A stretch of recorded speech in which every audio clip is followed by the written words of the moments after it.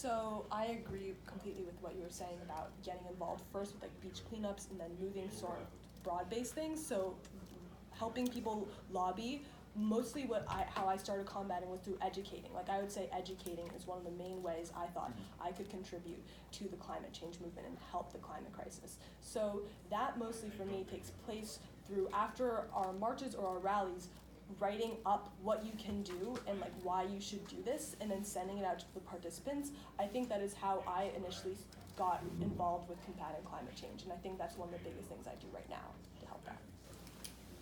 Elion, number 2. What was the motivation behind you going ahead in the campaign? Yeah, so I guess just motivation in general behind work. I think that's, the why for this, for me personally, has changed a lot with time. And I think it's only through like being in a few different climate advocacy groups where I've really started to say like, yeah, this is my why, like this is why I'm doing this. And I think that seeing, this idea of climate change, and we have this, the parts per million of carbon in the atmosphere, and that's an issue because of, all the solar radiation being trapped, and it causes, this to happen on this island, and it causes this to happen on the ice caps. Like, that's something you should be knowledgeable about, like what's happening.